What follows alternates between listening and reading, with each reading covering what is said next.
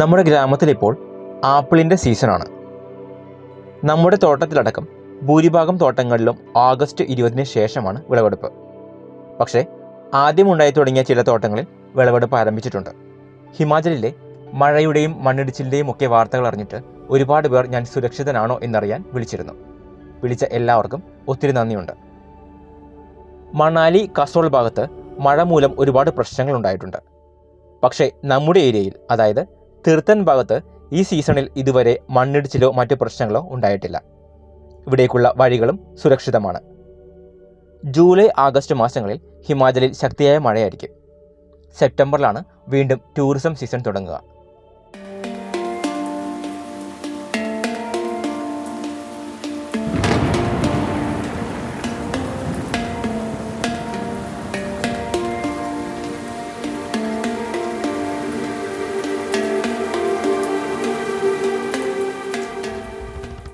September October മാസങ്ങളിൽ നമുക്ക് ധാരാളം ബുക്കിംഗ് ഉള്ളതിനാൽ ഇവിടേക്ക് വരാൻ ആഗ്രഹിക്കുന്നവർ മുൻകൂട്ടി ബുക്ക് ചെയ്തതിന് ശേഷം മാത്രം വരിക.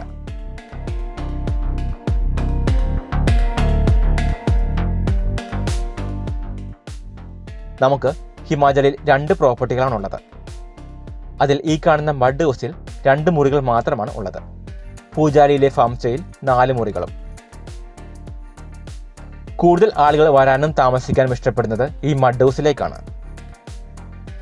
നമ്മുടെ പ്രോപ്പർട്ടിയിലേക്ക് എങ്ങനെയാണ് എത്തേണ്ടതെന്ന് കഴിഞ്ഞ വീഡിയോയിൽ വിശദമായി പറഞ്ഞിരുന്നു. വീഡിയോ കാണാത്തവർക്ക് വേണ്ടി ഡിസ്ക്രിപ്ഷൻ ബോക്സിൽ ലിങ്ക് കൊടുക്കുന്നുണ്ട്.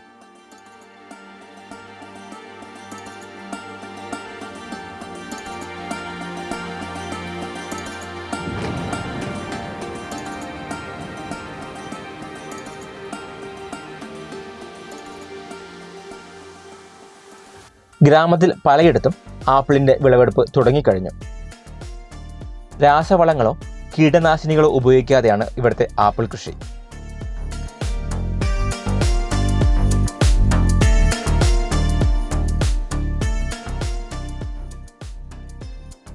ആപ്പിളിന് കാര്യമായ കീടബാധ ഉണ്ടാവാറില്ലെങ്കിലും ഇവിടെ കർഷകർക്ക് തലവേദനയായ 2 കൂട്ടരുണ്ട്.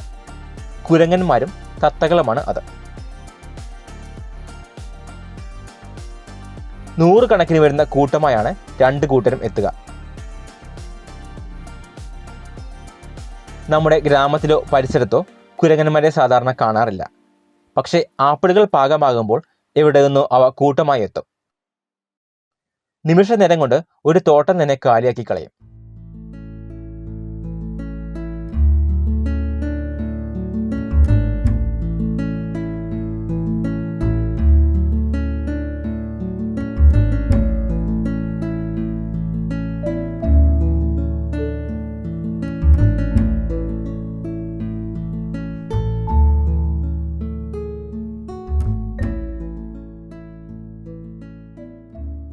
നമ്മുടെ പ്രോപ്പർട്ടിയിൽ 30ഓളം ആപ്പിൾ മരങ്ങളാണ് ഉള്ളത്.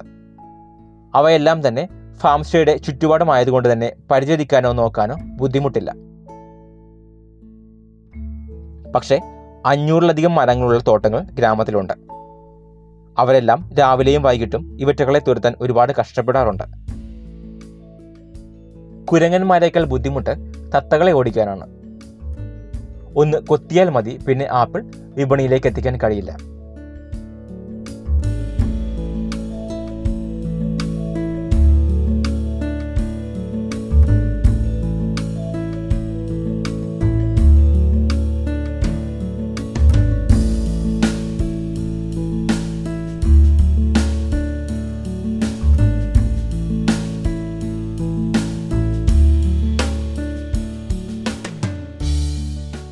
പറിച്ചെടുത്ത ആപ്പിളുകൾ പെട്ടിയിലാക്കി കുളുവിലെ മൊത്ത വിപണന കേന്ദ്രത്തിലേക്കാണ് എത്തിക്കുന്നത്.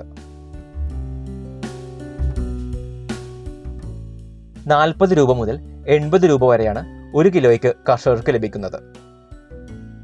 പക്ഷേ വളരെ അപൂർവമായേ 60 രൂപയ്ക്ക് മേൽ കിട്ടാറുള്ളൂ.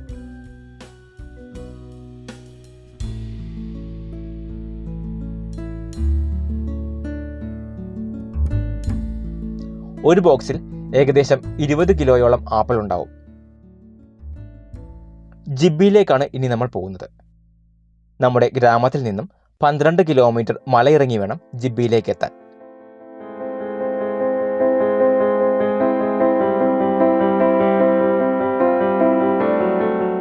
ബഞ്ചാറിൽ നിന്നും ജിബ്ബി വഴിയാണ് നമ്മുടെ ഗ്രാമത്തിലേക്ക് എത്തുന്നത്.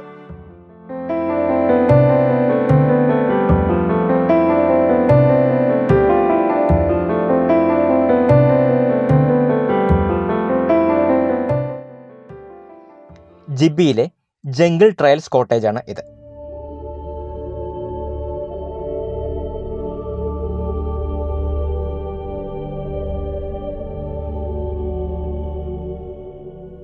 ഹിമാചൽ സ്വദേശിയായ എൻ്റെ സുഹൃത്ത് ദിലീപിൻ്റെതാണ് ഈ പ്രോപ്പർട്ടി.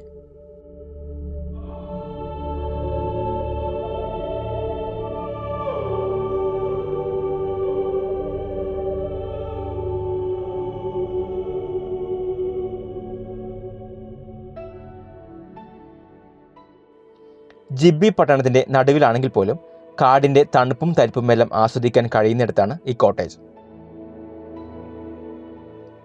ജിബ്ബി വെള്ളച്ചാട്ടത്തിൽ നിന്നും 300 മീറ്റർ മാത്രം അകലെയാണ് ഈ കോട്ടേജ്. ചുറ്റും ദേവദാരു മരങ്ങളുടെ കുളിർമയാണ്.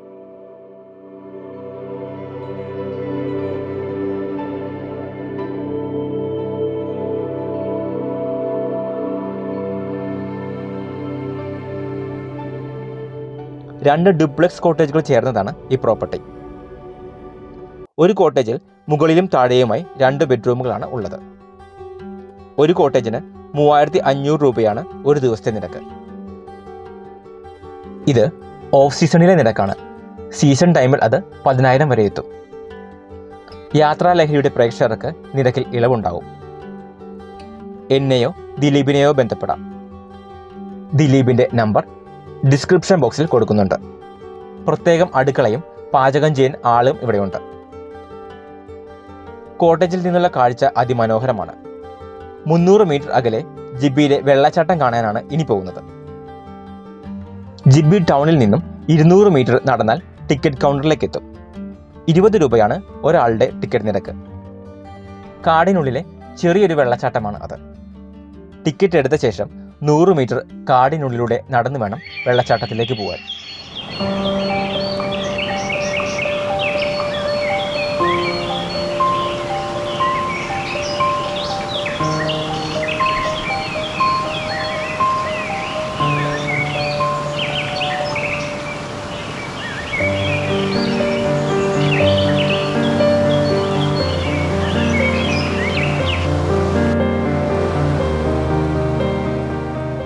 ആ 100 മീറ്റർ നടപ്പാത വളരെ മനോഹരമായി തന്നെ പരിപാലിച്ചിട്ടുണ്ട്.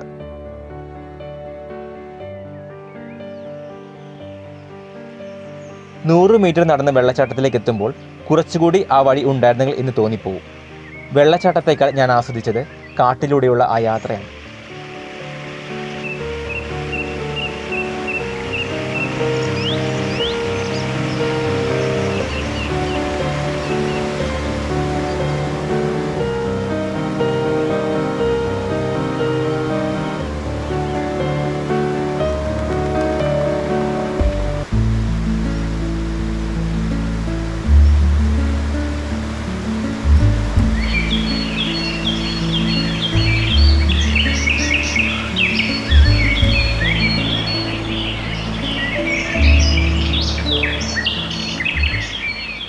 കാടിന് നടുവിൽ പാറക്കെട്ടുകൾക്കിടയിലൂടെ താഴേക്ക് പതിക്കുന്ന ചെറിയൊരു വെള്ളച്ചാട്ടം. ചെറുതെങ്കിലും മനോഹരമായ ഒന്ന്. സത്യത്തിൽ ഇതുപോലുള്ള ധാരാളം നീർച്ചോലകളും വെള്ളച്ചാട്ടങ്ങളുമെല്ലാം മഴക്കാലങ്ങളിൽ ഇവിടെ ധാരാളം കാണാം. പക്ഷേ കാടിനുള്ളിലെ ഈ അനുഭവം വേറിട്ടതാണ്.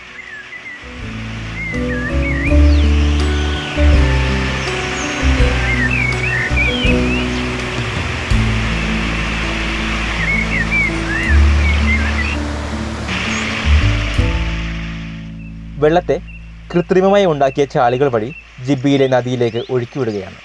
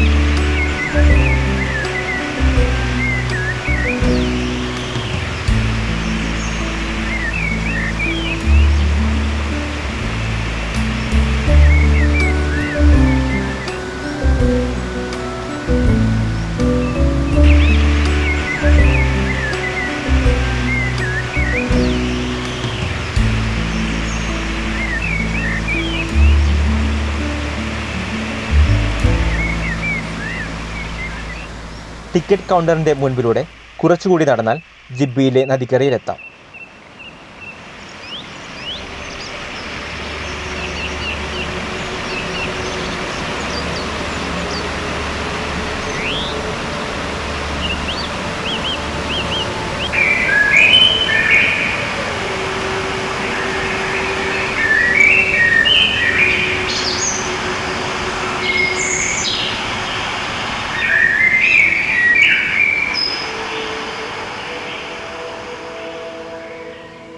ഈ നദിയും ഇവിടുത്തെ ദേവദാരു വനങ്ങളുമാണ് ജിബ്ബിയെ സുന്ദരമാക്കുന്നത്.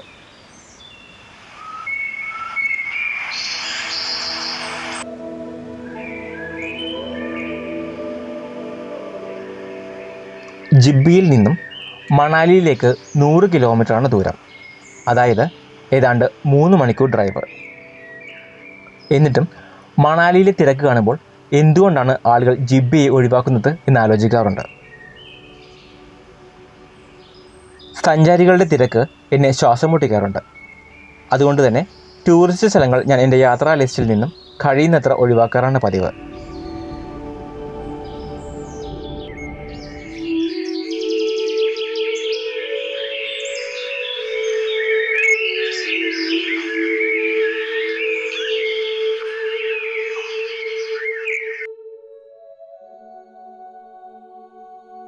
ജിബ്ബിയിലെ കാഴ്ചകൾ ഇനിയും ഏറെയുണ്ട്.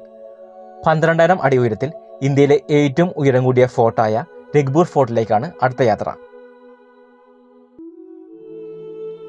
കാടിനകത്തുകൂടിയുള്ള ആ ട്രക്കിംഗ് മനോഹരമായ അനുഭവമാണ്. രഗ്പൂർ ഫോർട്ടിലെ കാഴ്ചകൾ അടുത്ത വീഡിയോയിൽ കാണാം. കാത്തിരിക്കും. വീഡിയോ ഇഷ്ടപ്പെട്ടാൽ ദയവേത് ലൈക്ക് ചെയ്യുക. നിങ്ങളുടെ അഭിപ്രായം എന്തുതന്നെയായാലും അത് കമൻ്റായിട്ട് രേഖപ്പെടുത്തുക.